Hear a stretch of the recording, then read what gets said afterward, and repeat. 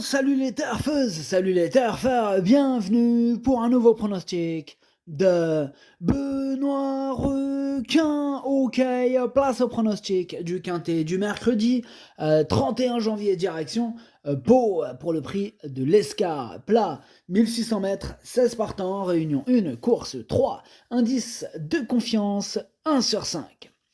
Petit retour sur le quintet du mardi 30 janvier, il y a eu du trouble fait à l'arrivée. Ok, c'est parti, on commence le pronostic et on commence avec le numéro 1, c'est It's All a Dream. Bon, alors l'entraîneur, Benjamin Legros, bon, il n'a pas voulu... Enfin, il n'a pas voulu. Il a voulu plutôt passer un coup de gueule, hein, voilà. Donc je lui ai téléphoné tout à l'heure.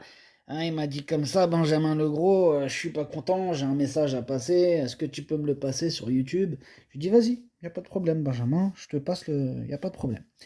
Il m'a dit, par contre, je vais pas dire une ligne sur le cheval, hein. It's All a Dream, je ne dirai rien dessus. Je lui ai dit, vas-y, c'est pas grave, Benjamin, vas-y, lâche-toi. Donc voilà, donc j'ai tout noté et je vous lis son commentaire. Benjamin Legros, si tu m'écoutes, bien sûr, hein, je te passe ton message. Alors Benjamin Legros nous dit sur la candidature du numéro 1, It's all a dream. Que l'on change une telle course en quintet fait que premièrement, on ne bénéficie plus de la décharge, et en plus, que je me retrouve à le courir à 65,65 kg, 65,5 kg au lieu de 63. Hein, c'est énorme. 65,5 kg au lieu de 63. Ensuite, oui, j'ai pas fini. Ensuite, un quintet, c'est un prix de 53 000 euros, pas de 28 000 euros. C'est quoi, il les sort d'où là, les 28 000? Là, je comprends pas trop. Là, déjà, ça aussi, je suis pas content. Bon, je continue. Ils vont faire du chiffre là sur cette épreuve. Là, ils vont faire du chiffre. Eh ouais. Et non seulement en plus, on ne bénéficie pas de la décharge, mais on n'a pas non plus l'allocation qui correspond. C'est scandaleux! Voilà. C'est fini pour Benjamin Legros. Hein, il a terminé son coup de gueule. Voilà, c'est bon, Benjamin Legros. Bon, comme vous avez vu, il a rien dit sur son cheval. De toute façon, son numéro 1, je le pense un peu trop chargé.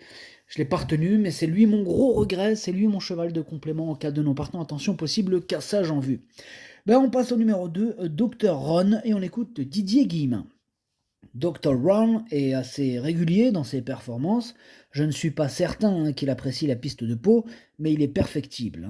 Il n'a pas un très bon numéro à la corde, mais il a sa chance pour une place.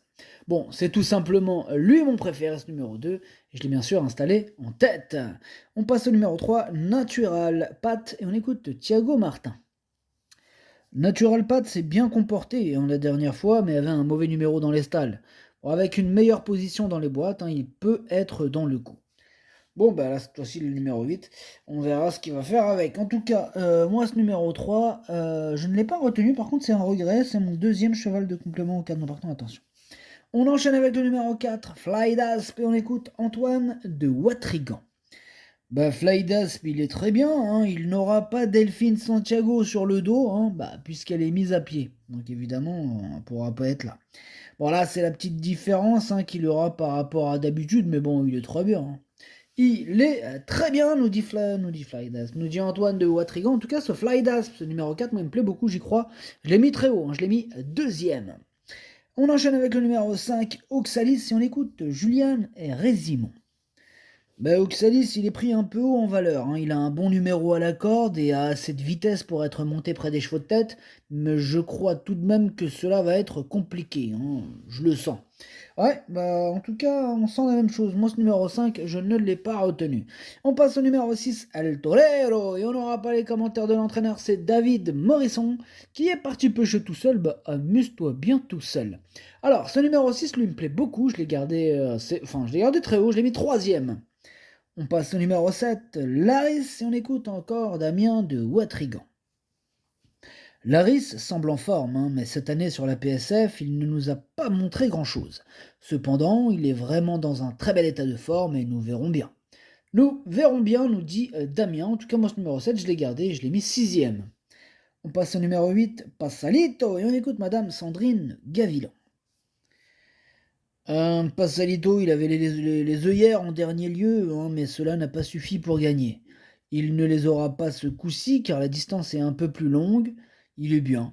C'est simplement une question de volonté, le concernant. Bah, s'il a envie, cela ira, sinon, bah, cela sera compliqué. Ouais, donc kit ou double pour Passalito que j'ai retenu, mais plutôt en bout de combinaison. On enchaîne avec le numéro 9, Loper, et on écoute Roberto Carlos Montenegro. Loper s'est retrouvée un peu en dedans, hein, ce qu'elle n'affectionne pas vraiment. Bon, elle n'a peut-être pas trop de marge après avoir gagné son handicap. Bon, elle a hérité d'un bon numéro, hein, et on profite, hein, de sa forme, hein, pour essayer de prendre un lot. Hein. Ouais, bon, et ben il va faire ce qu'il peut, Sloper. En tout cas, moi je l'ai gardé en toute fin de combinaison. On passe au numéro 10, Abelard, et on écoute Enrique Leone Penate. Bonjour Enrique, vous êtes sur place, vous êtes avec nous et on vous écoute. Si, buongiorno. Et Abelard a fait una bonne performance en dernier lieu et ne termina pas loin. Et il a terminé juste à côté. Et le lot, il est plus à sa convenance cette fois-ci et il compte sur lui pour un bon résultat. Je compte sur lui. Ok, ben merci Enrique Leone Penate. Moi aussi je compte sur lui, ce numéro 10, je l'ai gardé, je l'ai mis 5ème. On passe au numéro 11, Kendaya, et on écoute Fabrice Fouché. Kendaya doit prendre le risque, hein, d'attendre longtemps pour bien finir. Cela dit, elle a des moyens, hein, si elle ne tire pas, elle devrait s'adapter à la distance un peu plus longue. Pareil pour ce numéro 11, lui aussi me plaît beaucoup, hein, je l'ai mis encore plus haut, je l'ai mis 4ème. On passe au numéro 12, Nuit d'Aliénor, et on écoute Charles Gourdin. Nuit d'Aliénor, un bon numéro de corde, hein, et devrait pouvoir tirer son épingle du jeu pour une place. Alors, cela dit, je pense que c'est compliqué de gagner une course comme ça, hein, car elle est sous le coup d'une pénalité sévère, hein, oui. Ouais, c'est faire monter les bretelles au poids, donc ce numéro 12, moi je ne l'ai pas retenu, mais il est en plein milieu de ma petite liste des possibles troubles faits. On passe au numéro 13, Jubile, et on écoute Gary Sanchez. Jubile n'avait pas un bon numéro la dernière fois et n'a pas eu une bonne course. Il a cependant bien couru, finissant bien, hein, après avoir eu un peu de mal à suivre. Je pense que cela va être compliqué pour lui en première épreuve, surtout sur 1600 mètres. Il aurait été mieux en deuxième épreuve, hein, et sur 2000 mètres. Bon, pareil pour ce numéro 13, lui aussi je l'ai pas retenu, et lui aussi il est à l'arrière de ma petite liste des possibles troubles faits. On passe au numéro 14, Waipa, et on écoute Frédéric Sanchez. Toute la famille Sanchez, là, il y avait Gary Sanchez, il y a Frédéric Sanchez. Waipa est resté dans un bel état de forme, mais a été pénalisé au poids pour son récent succès et va devoir s'élancer en dehors. Ce n'est pas simple pour le voir s'imposer, mais la 4ème ou la 5ème place reste à sa portée.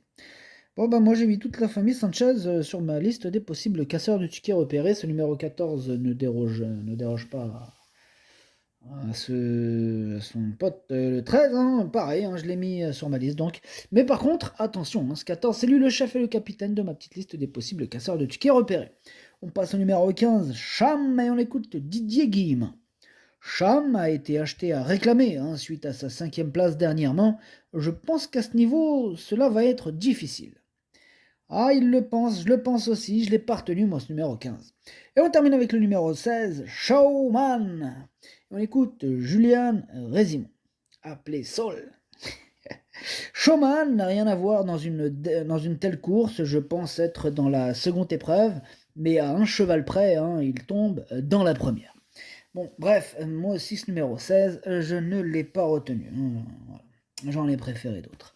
Le pronostic, ça donne 2, 4, 6, 11, 10, 7, 8, 9. Merci d'avoir suivi cette vidéo. N'hésitez pas à mettre un pouce bleu si la vidéo vous a plu. Pour accéder à tous mes tickets pour la course du Quintet, rendez-vous directement en description de la vidéo. À jouer avec modération. Bonne chance. Chopez-le moi. Ciao.